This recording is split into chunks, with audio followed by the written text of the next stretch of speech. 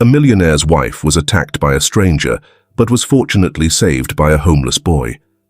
It was not until the second ambush that she was shocked to see that the man sitting in the car directing the kidnapping was... The night was restless, weighed down by the thick scent of damp asphalt and the distant hum of traffic. The city, still alive in its own relentless rhythm, pulsed with neon signs flickering against the slick pavement, their reflections stretching like phantom fingers across the street. A faint drizzle had begun, the kind that never quite turned into a downpour, but left a chill in the air, a warning of the storm that loomed on the horizon. Laura Crawford adjusted the silk shawl draped over her shoulders, her heels clicking against the sidewalk as she walked toward the parking lot. The charity event had run late, and though the evening had been fulfilling, filled with warm exchanges, handshakes, and the glow of gratitude from the shelter's residents, there was an unsettling emptiness in the streets now.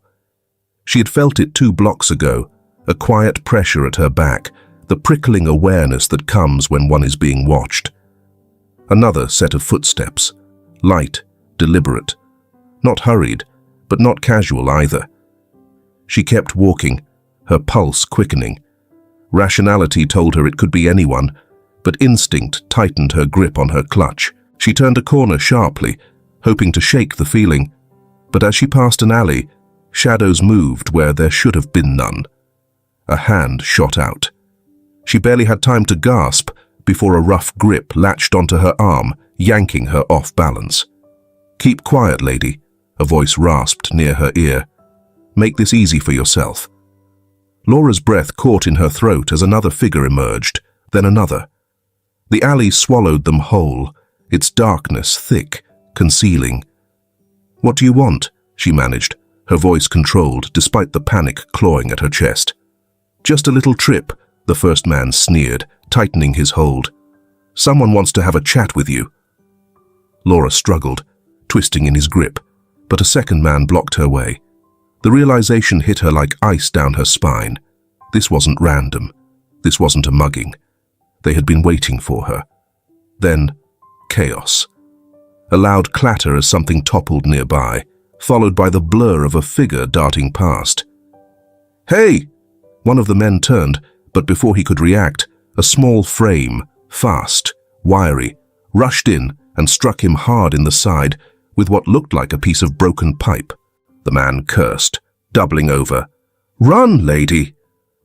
The voice was young, urgent. Laura didn't think. She just moved. The boy, no older than 11 or 12, was already sprinting ahead, weaving through the narrow alleyway, like he had done this 100 times before. Laura forced her feet to follow, her breath coming in quick gasps, the sound of pounding footsteps behind them closing in. "Faster!" the boy shouted over his shoulder. Laura's chest burned, her dress tangling around her legs, but she pushed forward.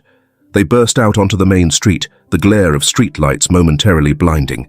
Car horns blared, tires screeched. The men hesitated.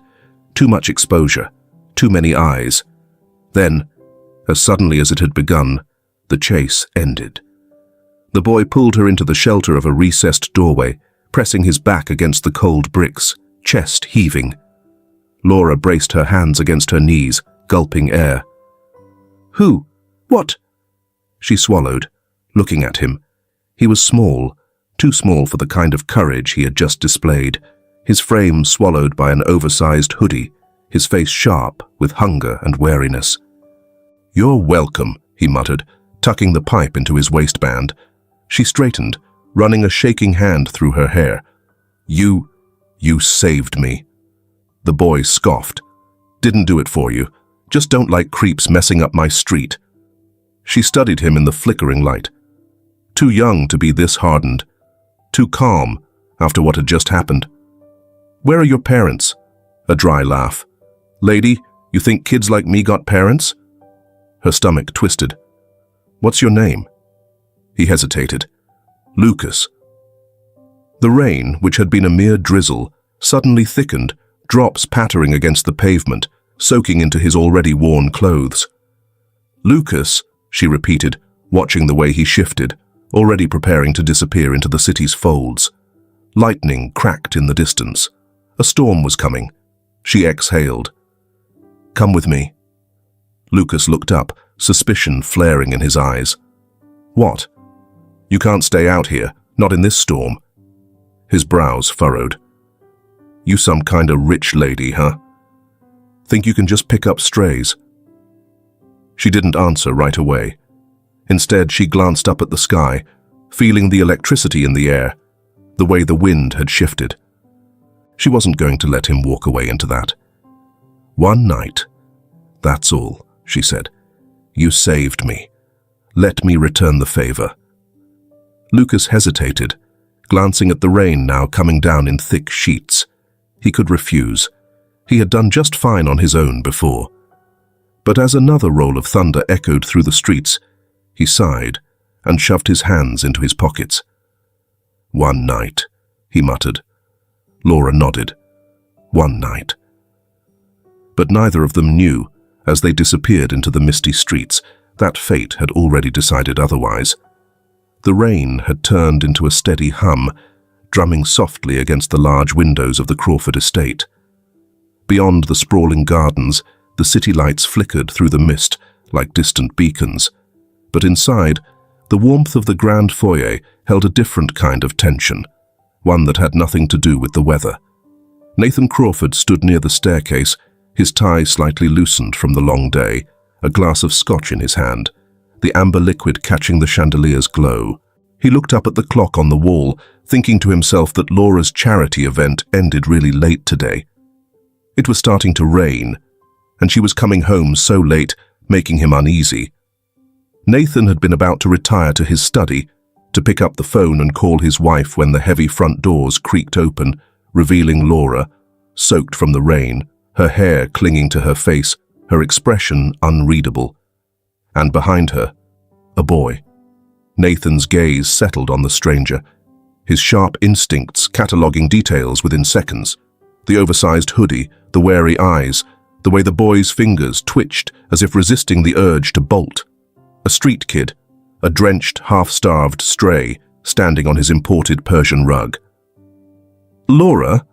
Nathan's voice was even, but there was an unmistakable edge beneath it. "Mind telling me what's going on?" She exhaled, placing a gentle hand on Lucas's shoulder, though the boy barely acknowledged it.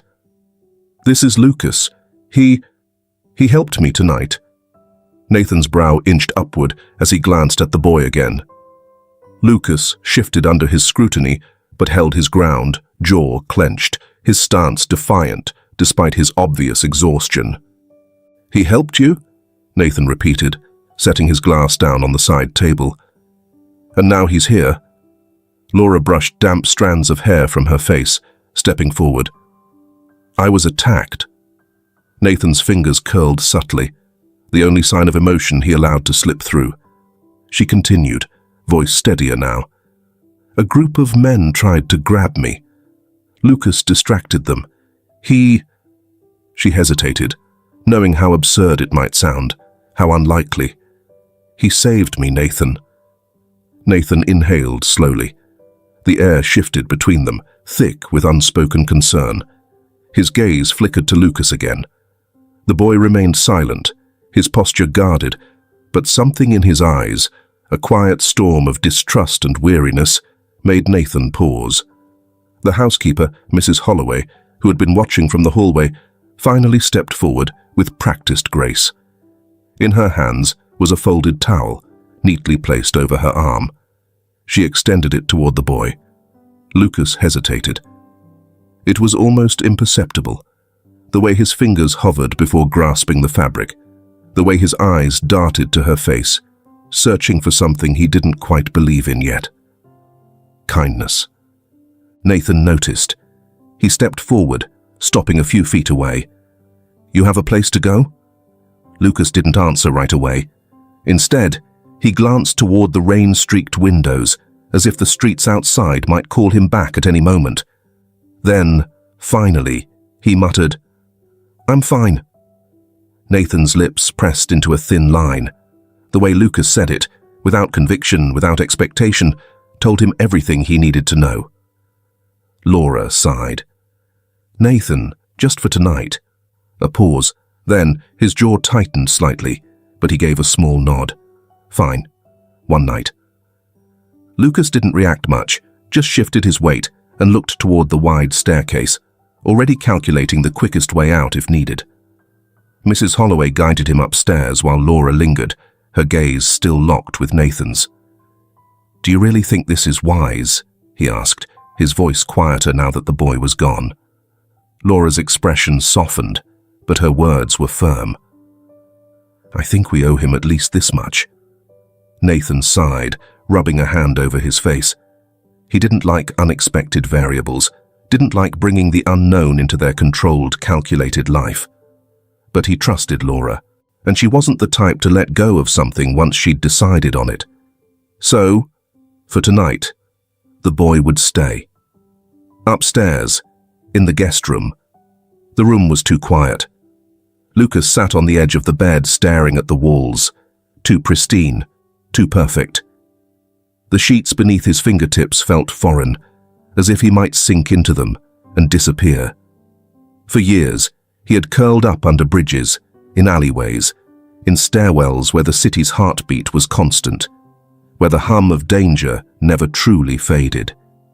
Here, in this strange silence, he felt more alone than he ever had on the streets. A lamp flickered as the storm outside rumbled on. Lucas lay back stiffly, staring at the ceiling, telling himself he wouldn't sleep.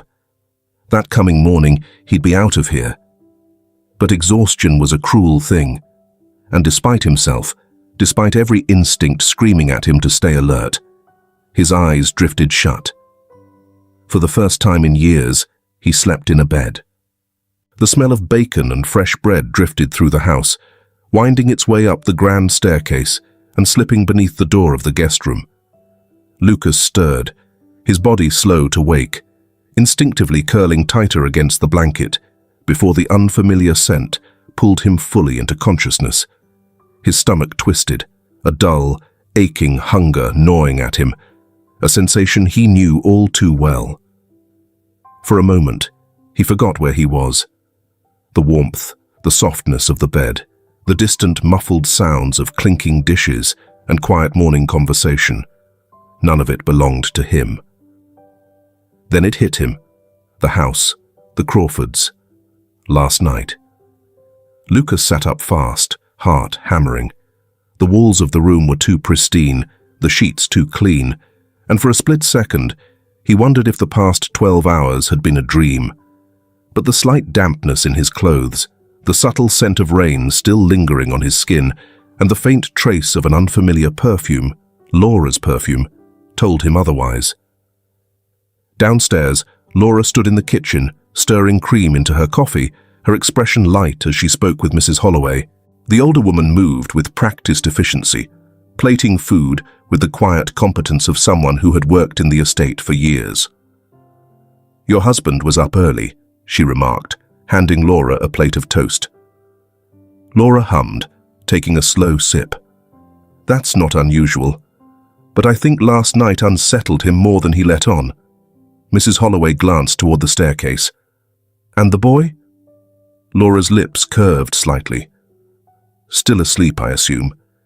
He had a long night." As if on cue, a pair of hesitant footsteps made their way down the stairs. Laura turned just as Lucas appeared in the doorway, his stance half reluctant, half determined. His hoodie was slightly rumpled, his hair still damp in places, but his eyes, guarded, scanning the room in quick, calculated sweeps, revealed more than anything else. He was ready to leave. Before Lucas could speak, Nathan lowered the newspaper, setting it aside with deliberate slowness. "What's his plan after breakfast?" The words landed heavily in the space between them. Lucas, sensing the shift in the air, glanced toward the front door, his shoulders stiffening. "I should go." His voice was neutral, but there was something carefully measured in the way he said it. Like a soldier declaring a retreat before the battle had truly begun. Laura sighed, setting down her coffee. "You just got here." Lucas shrugged, stuffing his hands into his pockets. Didn't plan on staying. Nathan exhaled through his nose, watching the exchange. He didn't argue, but he didn't encourage the boy to leave either. He simply observed, waiting.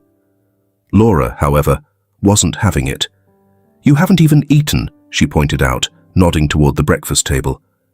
Lucas hesitated, his gaze flickering to the plates of eggs, toast, and bacon. His stomach clenched painfully, but he forced himself to shrug like it didn't matter. Nathan, still unreadable, finally spoke again. "Eat first," he said, turning back to the newspaper. "Decide after." Lucas blinked, thrown off by the casual command. He looked at Laura, then at Mrs. Holloway, who was already pulling out a chair for him. It was the first time someone had ever told him to sit down and eat without asking for anything in return. Slowly, as if testing the weight of the moment, Lucas moved toward the table. The morning passed quietly, but deliberately. Lucas trailed behind Laura for most of it, not entirely sure why he hadn't left yet. Maybe it was the breakfast, or the warmth of the house, or the fact that, for the first time in a long time, he wasn't immediately being pushed back into the cold. They visited a local shelter, the same one where Laura had spent her evening before the attack. It was smaller than he expected. Nothing fancy, nothing grand, but full of movement and voices, of people who didn't seem invisible here. Lucas watched as Laura spoke with the staff, her presence familiar and comfortable, as if she had done this 1,000 times before. She didn't act like someone who was just there to do a good deed. She actually knew these people. A woman named Ms. Reyes, dressed in a faded cardigan, smiled warmly as she spotted Laura. "You're back early," she noted, glancing at Lucas. "And with company?" Laura gave a small laugh. "Something like that." Ms. Reyes studied Lucas for a moment, eyes perceptive but kind. "Well, kid, welcome. You sticking around for the day?" Lucas shifted. "Guess so." And just like that, he was handed a box of supplies and told to help. He spent the next few hours handing out packages, carrying bags, moving furniture, listening to the quiet murmurs of gratitude from people who looked a lot like the ones he used to run with. For the first time in a long time, he wasn't just passing through. That evening, Lucas sat at the dining table, fork in hand, staring at the meal before him. The house was dimly lit, soft light spilling from the chandeliers, casting long shadows over the polished wood. Nathan was across from him, reading something on his phone. Laura was beside him, cutting into her food, occasionally glancing at him as if to check that he was still there. The conversation was minimal, but the silence wasn't uncomfortable. Lucas chewed slowly, each bite unfamiliar. He was eating at a real table, with real plates, in a house where no one was trying to steal his food the second he looked away. He didn't know what to do with that, so he just kept eating, and for the first time in a long time, no one told him to leave. A light drizzle hung in the air the next morning, the sky still painted in muted shades of grey as the city slowly came to life beyond the Crawford estate. Inside, the warmth of the kitchen contrasted sharply with the chill outside. The faint hum of classical music played from a speaker in the corner, the scent of freshly brewed coffee and buttered toast lingering in the air. Lucas, still adjusting to the house's quiet rhythm, moved carefully, as though any sudden motion might remind everyone that he didn't belong. Days had passed. He hadn't left. He kept telling himself it was temporary, that he was only staying because Laura hadn't asked him to leave yet. But if that were true, why did he find himself instinctively helping around the house? Why did he follow the cook into the kitchen without being asked, handing her the flour before she even reached for it? Mrs. Holloway had noticed first. "You're quick," she mused one afternoon as Lucas helped unload groceries. Lucas only shrugged, used to doing things fast. "You don't have to," she said, eyeing him with something close to understanding. "Not here." But old habits were hard to break. The cook, a sturdy woman named Evelyn, was the first to warm up to him. She snuck him extra pieces of shortbread, made sure there was always something for him in the kitchen, and even let him taste test sauces when Nathan wasn't around to raise an eyebrow. The gardener, Mr. Finch, was another. The old man, who spent most of his days tending to the sprawling grounds, let Lucas trail behind him, teaching him how to prune the roses without damaging the stems, how to tell which soil was best, and the names of flowers Lucas had never cared about before. "You're good with your hands," Finch noted one morning, watching as Lucas carefully repotted a plant. Lucas only nodded, brushing dirt from his palms. He wasn't sure what to say to that. The house, which had felt foreign and oversized, was slowly becoming familiar in ways that unnerved him. And then Nathan returned. It was late afternoon when the front door swung open, and the sound of Nathan's sharp footsteps filled the foyer. He had been away on business for 3 days, and Lucas had almost forgotten how his presence shifted the air of the house. Lucas had been in the kitchen, helping Laura prepare dinner, when he heard the deep murmur of Nathan's voice from the hallway. A moment later, Nathan stepped into the room. He was still dressed in his suit, his tie loosened, but his posture unreadable as his gaze landed on Lucas standing beside his wife at the counter. Lucas could feel the weight of his stare, but he didn't shrink away. Nathan crossed the room, his movements slow but deliberate, and leaned against the counter. His eyes flickered between Laura and Lucas, then back again. "He's still here," Nathan observed. His voice was calm and measured, but there was something beneath it, not annoyance, but curiosity. Laura met his gaze without hesitation. "And I want him to stay." Silence stretched between them. Lucas didn't move. Nathan exhaled, rubbing a hand across the back of his neck before glancing at the food spread out on the counter. Fresh pasta, chopped herbs, slices of bread waiting to be toasted. "You're cooking?" he asked, his attention shifting briefly to Lucas. Lucas gripped the knife a little tighter, nodding. "Helping." Nathan's expression was unreadable. Then, after a beat, he simply said, "All right." Lucas blinked. He had expected more resistance, maybe a quiet argument between husband and wife once he left the room. But Nathan just grabbed a glass from the cabinet, poured himself water, and leaned against the kitchen island like it was just another evening. Like Lucas being here wasn't something strange anymore. That night, as they sat at the dining table, Lucas ate in quiet contemplation. Nathan, though initially silent, had eventually asked him a question about the food, a simple one, about whether the sauce was too thick.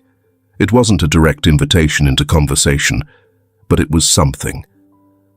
Laura, as always, was the bridge between them, seamlessly filling the gaps with her light conversation, occasionally glancing at Nathan like she was making sure he was really okay with this.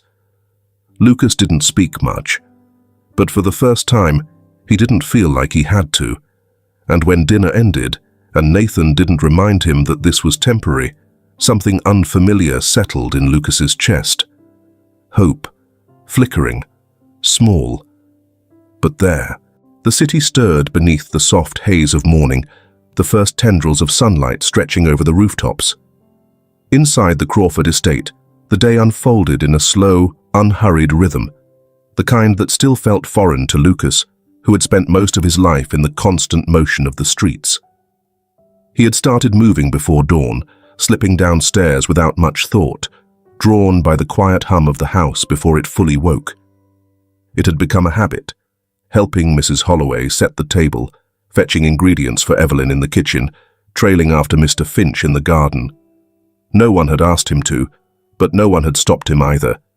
And now, as he stood by the counter, peeling apples with the careful precision of someone used to working with their hands, he could feel Laura watching him. "You don't have to help all the time, you know," she said lightly, cradling her coffee mug. Lucas shrugged, keeping his eyes on the fruit. "Don't mind it." Laura's lips quirked, as if she had expected that answer. She didn't push further, only continued sipping her coffee. There was no pressure here, no expectation. Just an unspoken understanding. Days passed.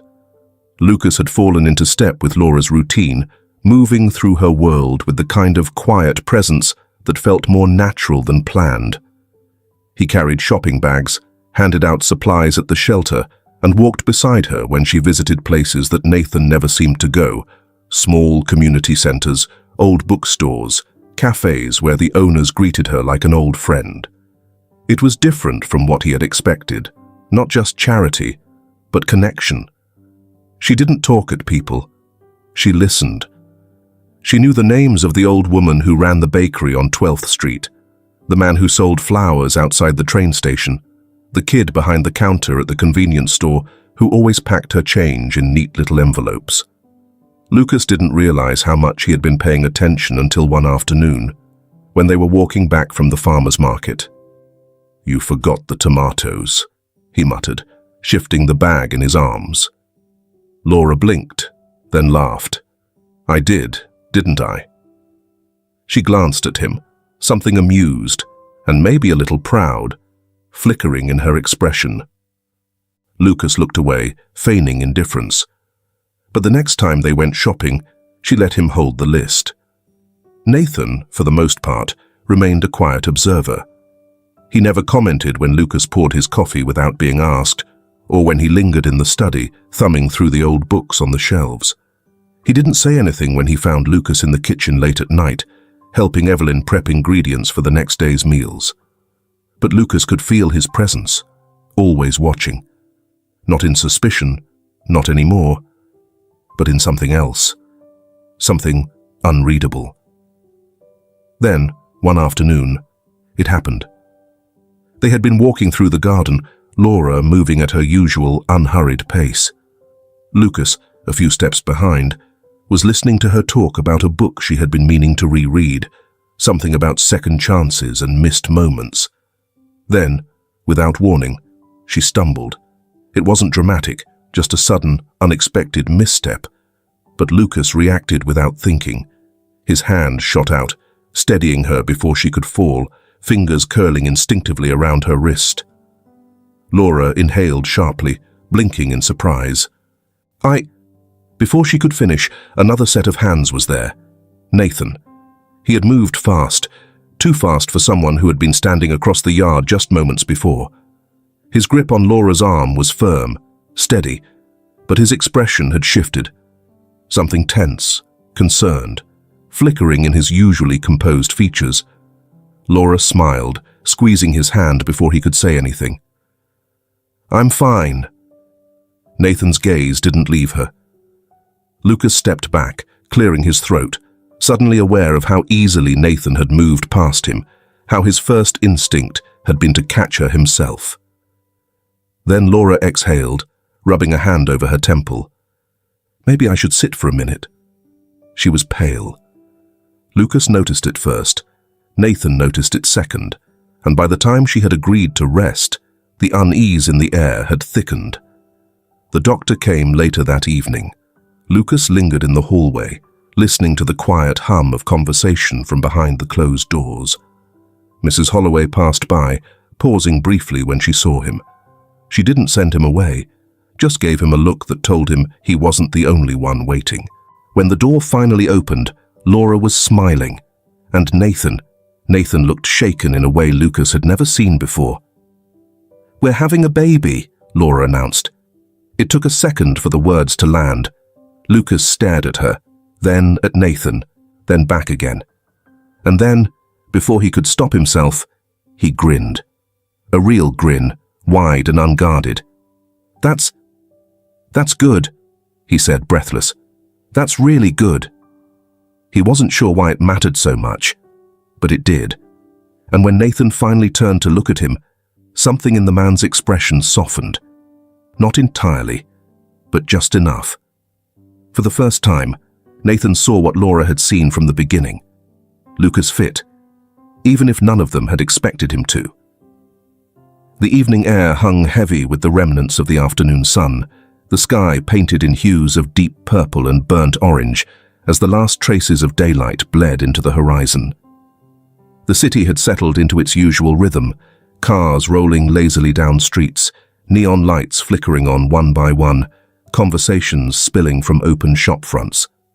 Laura and Lucas walked at a steady pace, their footsteps echoing faintly against the pavement. The orphanage visit had lasted longer than expected, filled with children's laughter, warm embraces, and quiet moments of understanding between those who had known loss.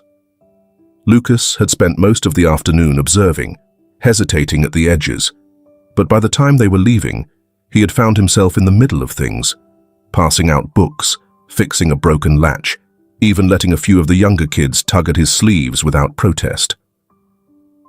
"You don't talk much, do you?"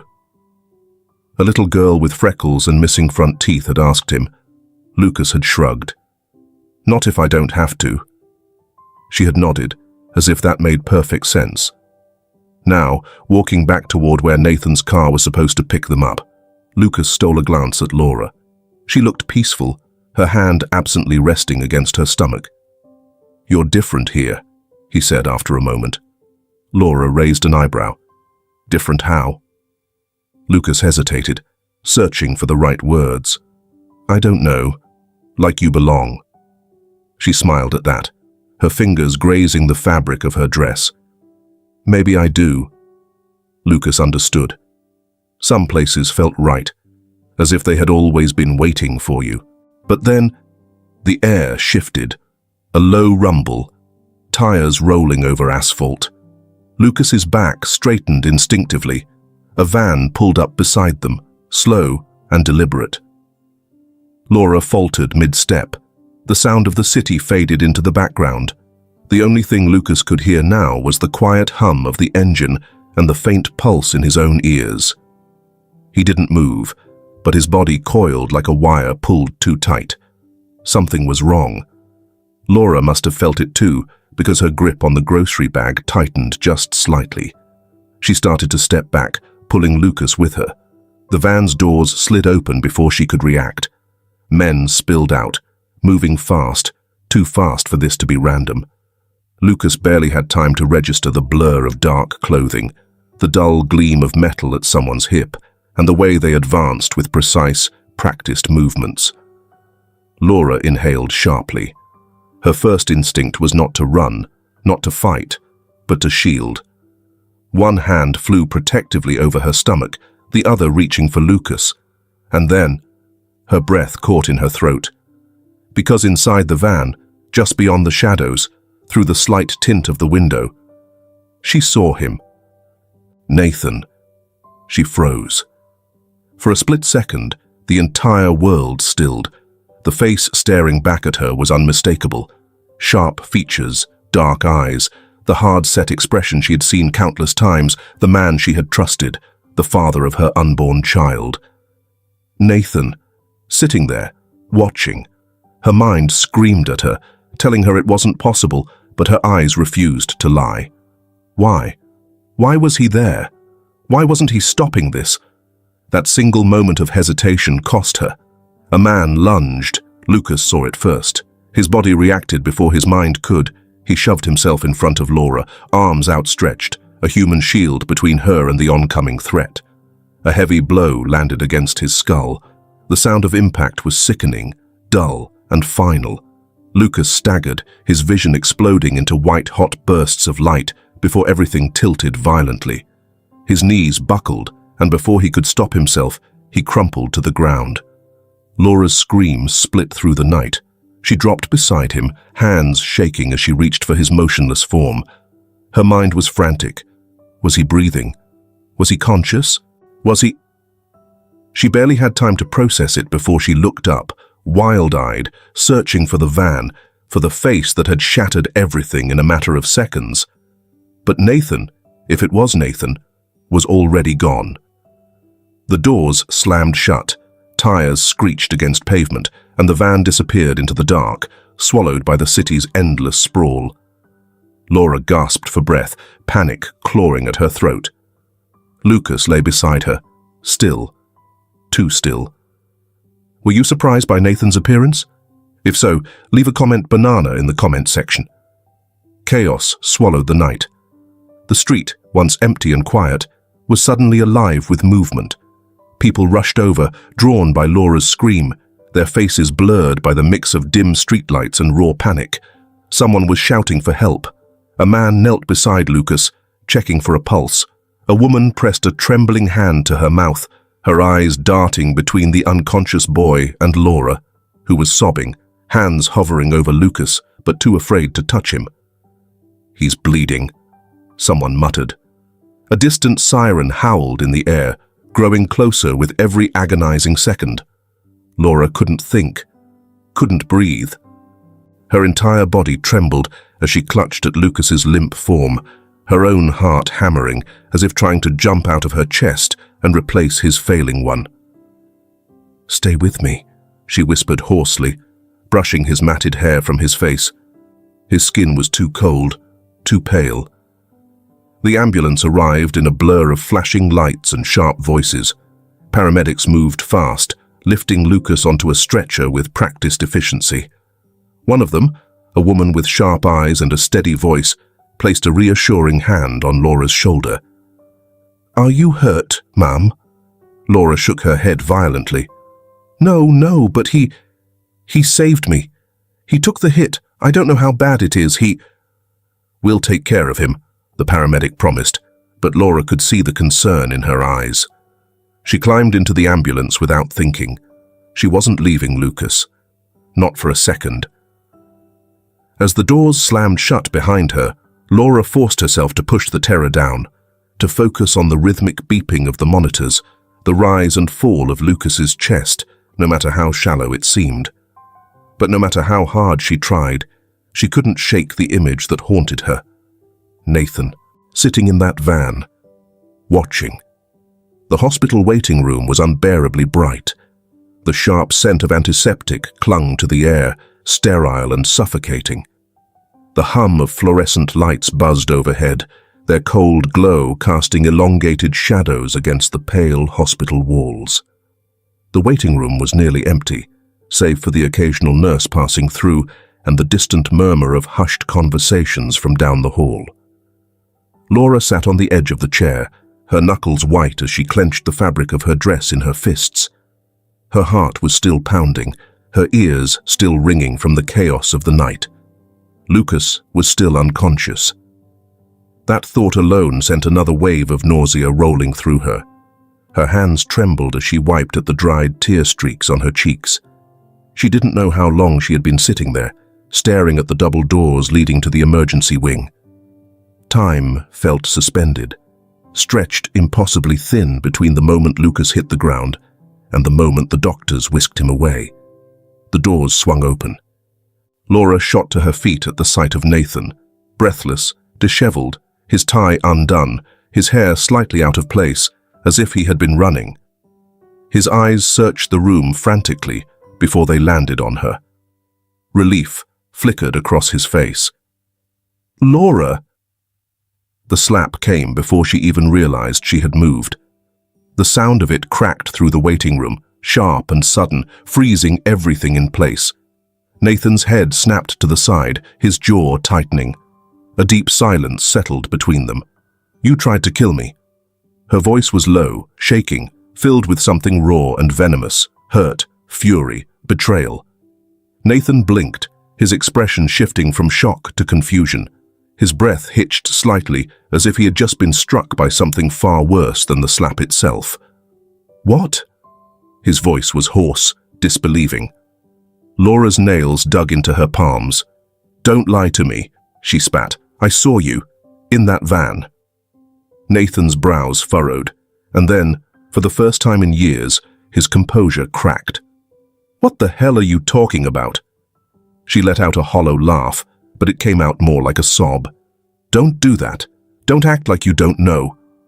Nathan stepped closer, hands raised slightly, as if approaching a wild animal on the verge of breaking apart. "Laura, I wasn't there. I was at work." She took a sharp step back. "Don't lie to me." "I'm not lying." His voice rose now, a rare slip in control. "Why would I ever?" Laura sucked in a breath, shaking her head. The image of his face, cold, distant, watching her from the back seat of that van, was burned into her skull. "I saw you," she whispered, quieter now, as if saying it again would make the pieces fit together. Make it make sense. Nathan stared at her, something flickering behind his eyes, something that almost looked like fear. "Laura," he said, his voice controlled again, quieter this time. Steady. "I was at the office all day. Ask my assistant. Ask my team. They'll tell you. I never left." She faltered. "No," she whispered. "No, But she had seen him. She was sure she had seen him, wasn't she?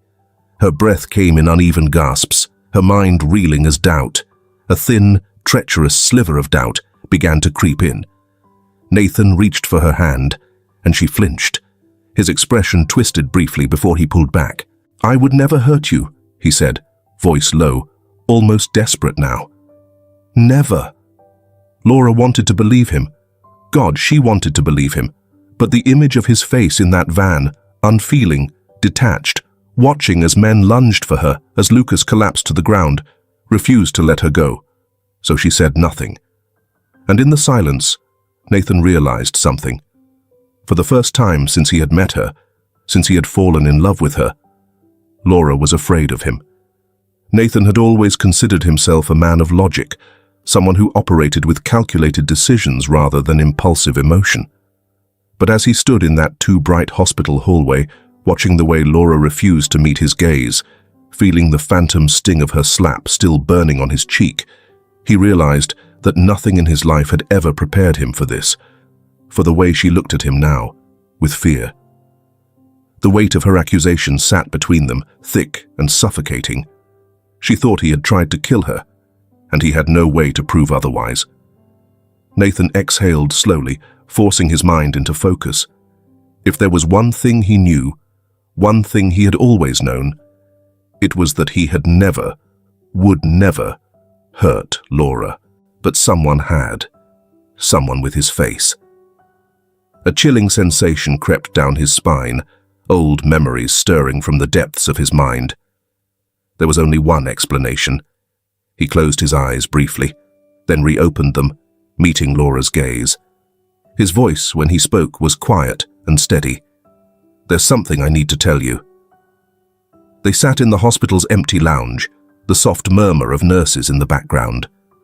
Laura sat across from him, arms crossed tightly, her body still wound with tension. Nathan rested his elbows on his knees, staring at the floor for a moment before speaking. "I have a brother." Laura flinched slightly, as if the words themselves had weight. "What?" Nathan inhaled deeply. "A twin. His name is Derek." Silence. The words hung between them, heavy and sharp, filling in the gaps where confusion had settled. Laura's eyes narrowed, her breath unsteady.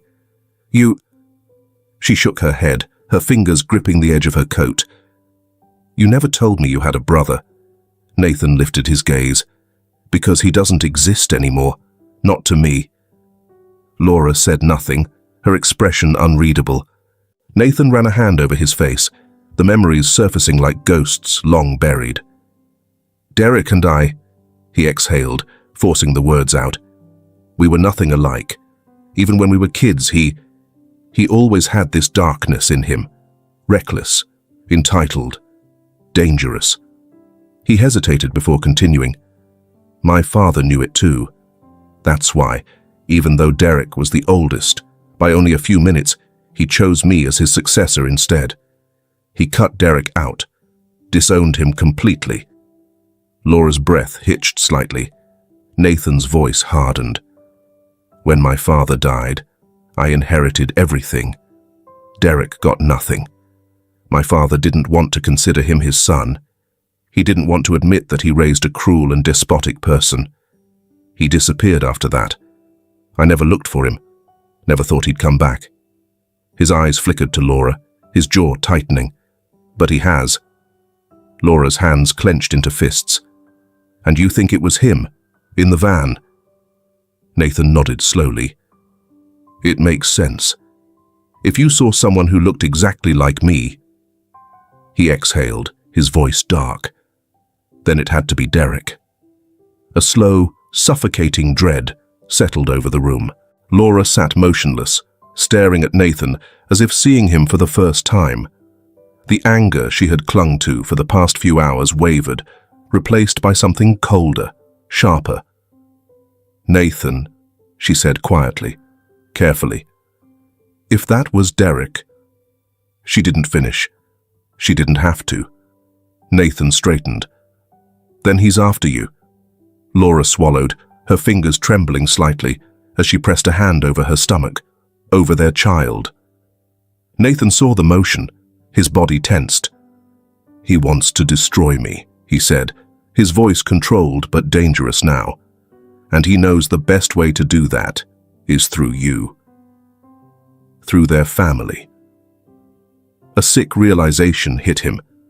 Derek had waited years to strike. He had planned this, watched from the shadows, studying their lives. And Nathan had never seen it coming. His hands curled into fists. That wouldn't happen again. "I'll find him," Nathan said darkly, standing. "And when I do, he won't get another chance to hurt you." Laura looked up at him, searching his face, and for the first time since the attack, she nodded. But the fear didn't leave her eyes, because they both knew Derek wasn't done yet. The office was dimly lit, the only glow coming from the city skyline stretching beyond the floor-to-ceiling windows. Nathan sat at his desk, his fingers drumming against the mahogany surface, his mind turning over the information in front of him. The detective's report had arrived an hour ago, a neatly compiled file filled with addresses, financial transactions, and surveillance photos of a man who shouldn't exist anymore. Derek. His brother had resurfaced like a ghost that refused to stay buried. Nathan flipped through the pages, his jaw tightening. Derek had been careful, staying off the grid for years, but not careful enough. The detective had tracked him to a warehouse on the outskirts of town, a place used for smuggling, money laundering, things Nathan had long left behind. With a steady breath, he reached for his phone. It rang twice before a voice answered. "You finally found me."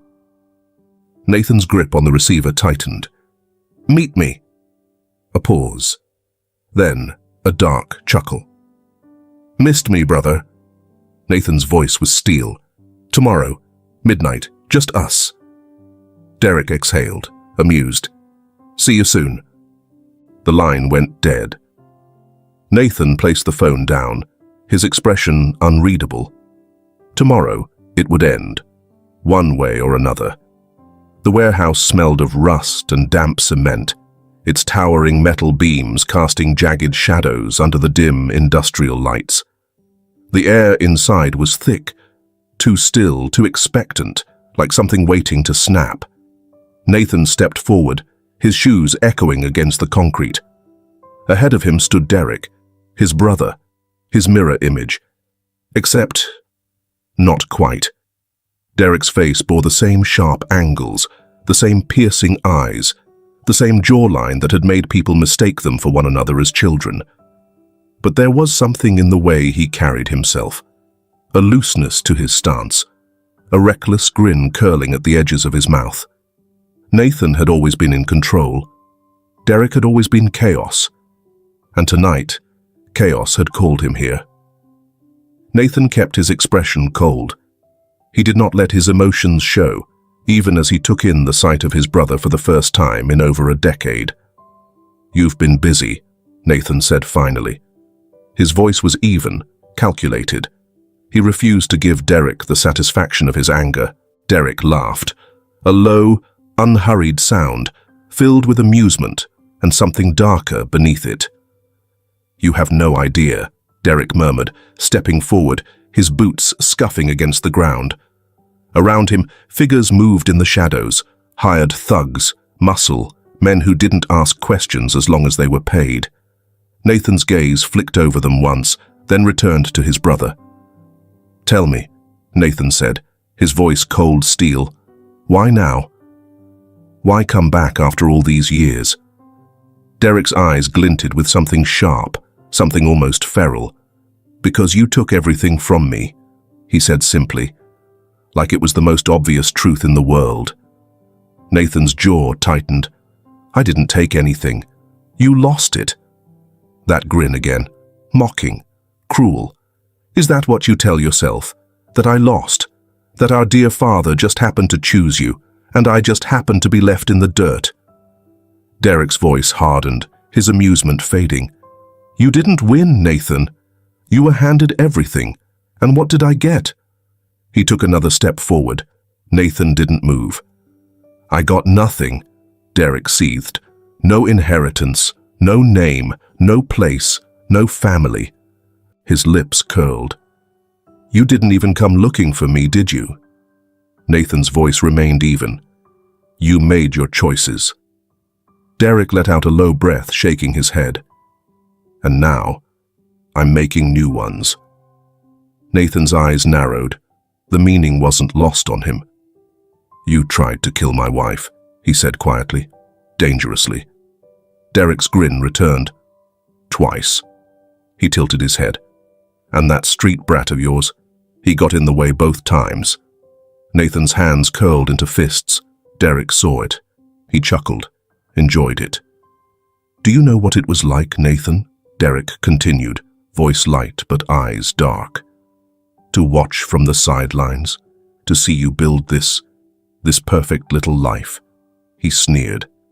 Your beautiful wife, your perfect little family, all the things that should have been mine, and you never even wondered where I was. Nathan's voice was ice. I never wondered because you didn't deserve a second thought. Derek's grin sharpened. That's why I want to ruin you. Nathan met his gaze. So you decided to go after my wife, my unborn child. Derek stepped closer, his voice dropping to a whisper. Of course. What better way to break you? Nathan felt something primal coil in his chest. For the first time in his life, he wanted to rip something apart with his bare hands. But he didn't, because he wasn't Derek, and because he had already planned how this night would end. Derek's hand moved too fast, reaching for his belt, for the gun at his waist.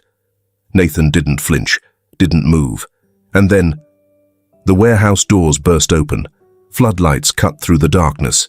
The roar of police sirens filled the space.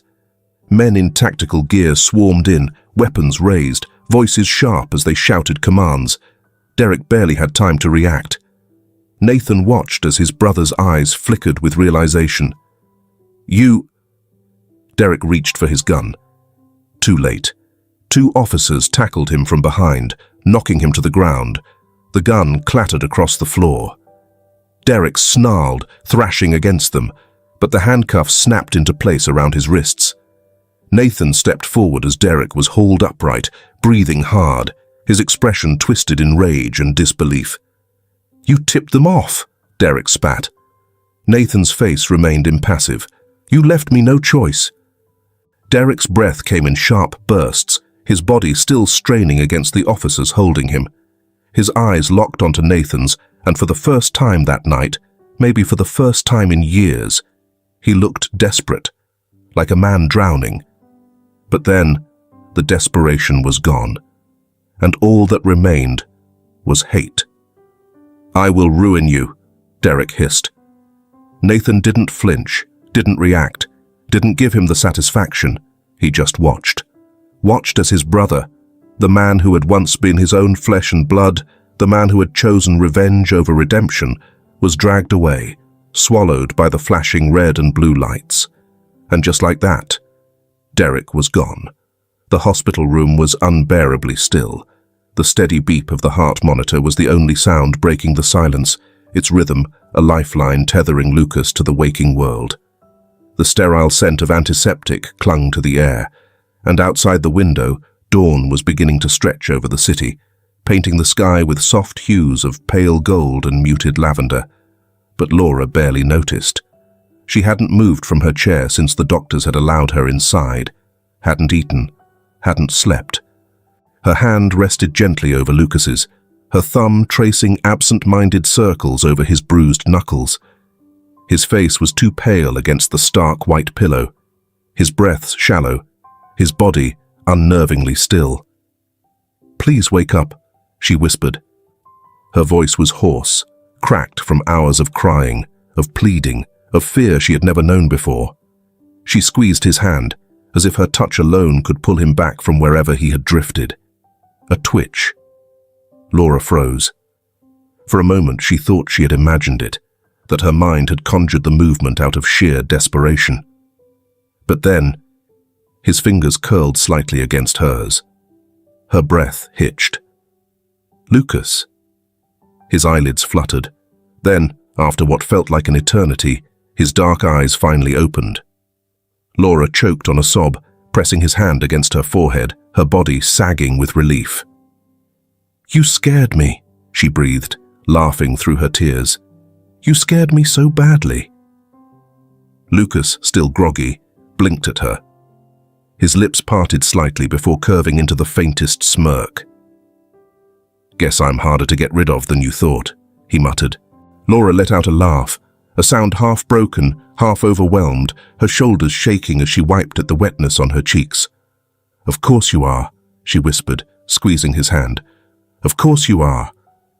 At that moment, the door swung open. Nathan stood in the doorway, exhaustion weighing heavy on his features, his tie loosened, his stance stiff, like a man carrying a storm within him. But when his eyes landed on Lucas, awake, breathing, alive, something in him eased. He stepped forward, exhaling slowly. Lucas looked up at him, still blinking the sleep from his eyes. "You look like hell." Nathan let out a breathless chuckle, shaking his head. "I could say the same about you." Lucas smirked weakly. "I think I win this round." Nathan sat on the edge of the bed, his expression sobering. "How do you feel?" Lucas hesitated, as if doing a quick scan of his own body. "Like I got hit by a truck." His voice was hoarse, his usual sharpness dulled by exhaustion. "Did I?" Nathan's jaw tightened slightly. "Something close to it." Lucas frowned. His gaze flickered to Laura, then back to Nathan. There was a question forming in his eyes, one he hadn't asked yet, but they both knew was coming. "What happened?" Nathan leaned forward, resting his forearms on his knees. His expression hardened. "It wasn't me in that van," he said quietly. Lucas's eyes sharpened despite the fatigue. Nathan continued, "It was my brother, Derek." Laura stiffened slightly, but said nothing. Lucas frowned. "You never said you had a brother." Nathan exhaled, rubbing a hand over his face. "Because I don't. Not anymore."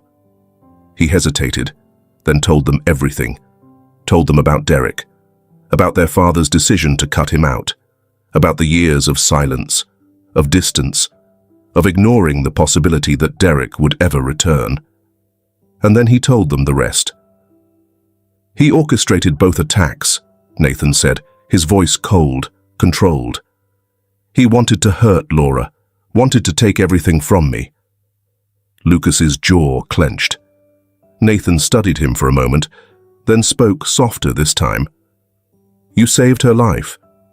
Lucas scoffed, shaking his head. "Didn't do a great job of it." Nathan met his gaze.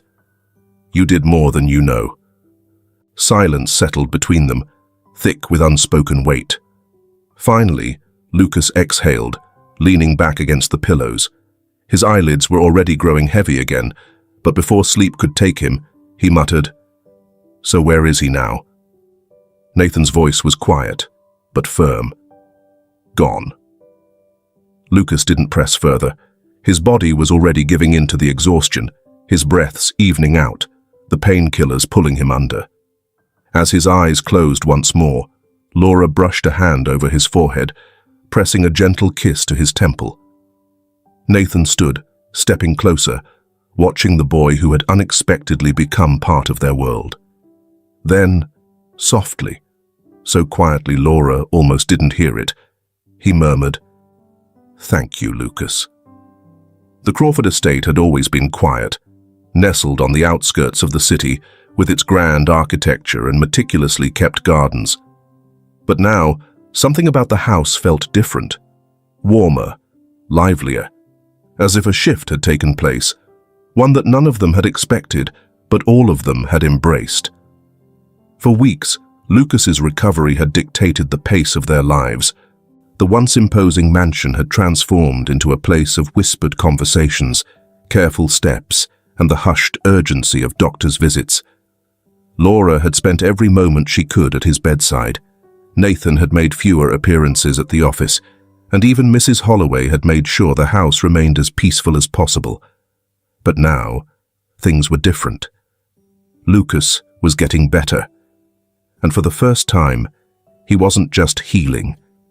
He was staying. The afternoon light spilled through the tall windows of the living room, casting golden patterns over the polished floors. Lucas sat curled in the armchair, his legs tucked under him, a book resting on his lap. The bruises on his face had faded to a dull yellow, the cuts along his arms almost gone. His body still ached, but the pain no longer controlled him. Laura sat on the couch across from him, neatly folding tiny baby clothes into soft stacks. The rhythmic motion was soothing, something methodical and grounding. "You still look tired," she murmured, not looking up from the onesie she was folding. Lucas huffed, flipping a page in his book without reading it. "I sleep. You're the one who doesn't." She smirked, smoothing out a small pair of socks. "I have a baby coming, Lucas. Sleep is already a lost cause." Lucas rolled his eyes but said nothing. Before he could respond, Nathan entered the room. His usual crisp attire was slightly undone, the sleeves of his shirt rolled up, the top button of his collar unfastened. He carried a leather-bound folder in one hand, and something about the weight of it made Lucas sit up straighter. Nathan's gaze flicked to Laura, then to Lucas, before he stepped forward and set the folder on the coffee table. "What's that?" Lucas asked warily, eyes narrowing. Nathan hesitated for a fraction of a second, then exhaled deeply before taking a seat beside him. Laura placed a gentle hand on Lucas's arm. There was something in her expression, something soft, something deeply emotional. "This makes it official," she murmured. She reached forward and flipped the folder open. Lucas's breath caught. Inside, crisp legal documents were neatly arranged. His name was printed on them. His name, alongside the Crawfords'. His heart slammed against his ribs. He skimmed over the words, his brain trying to catch up with what his eyes were seeing. Petition for adoption. Parental rights. Lucas Crawford. His hands trembled slightly as he looked up at Laura, then Nathan. "You mean?" he whispered, the words barely making it past his throat. Nathan sat forward, placing a steady hand on Lucas's shoulder. "You're our son now," he said. Silence stretched in the room, thick and heavy with emotion. Lucas didn't know how to react. His mind raced, trying to process what this meant, what this really meant. He had never belonged anywhere before, never had a real family, never had a last name that meant something. But now, he did. His vision blurred. He hadn't cried in years. Not when he had been cold, not when he had been hungry, not when he had been alone. But this was different. He blinked rapidly, his throat tight, his chest aching in a way that had nothing to do with physical pain. "So, I guess I'm stuck with you guys now, huh?" he managed, trying for a smirk, even as his voice cracked. Laura let out a watery laugh, squeezing his hand. Nathan smirked. "Looks that way." Lucas swallowed, his grip tightening around the papers. Slowly he nodded. "Okay." Months later, the house was filled with a different kind of noise. Tiny cries, soft murmurs, the delicate rustling of blankets. Laura sat propped up in bed, her arms wrapped gently around the newborn she had carried for months. She looked exhausted, but there was a glow in her expression, pure happiness, raw and unfiltered. Lucas hovered near the edge of the room, suddenly unsure of himself. Nathan stood beside Laura, his hand resting lightly on the bed frame. "Lucas," Laura whispered, shifting slightly. "Do you want to hold her?" Lucas's eyes widened. He looked between Laura and Nathan, then back at the small bundle nestled in her arms. "Are you sure?" he asked, his voice quieter than usual. Laura smiled. "You're her big brother now." Nathan nodded, his approval silent but firm. Lucas hesitated, then stepped forward. Laura carefully passed the baby to him. She was impossibly small, warm, fragile in a way Lucas had never held before. For a moment, he held his breath, afraid he'd do something wrong. Then, as if sensing his nerves, Amy stirred slightly, her tiny fingers curling against his chest. Lucas exhaled. He looked down at her, something indescribable settling in his chest. Something whole. Nathan watched them in silence, his gaze unreadable. And then softly, so softly Lucas almost didn't hear it, Nathan murmured, "Welcome home, kid." Lucas blinked, and for the first time in his life, he felt like he had one. If this film touches your heart, leave your mark with a like, and don't forget to subscribe to our channel to explore more meaningful stories with us. And if you enjoyed this story, please share it with your friends on WhatsApp. And now, share your feelings with us and tell us your own stories. Every word you share is a building block that helps create our strong and enduring community. Together, we'll create a warm space where everyone can share and connect. Finally, don't miss the incredible stories coming your way soon. We're always here to bring you the best selections, full of deep values yet entertaining. See you there.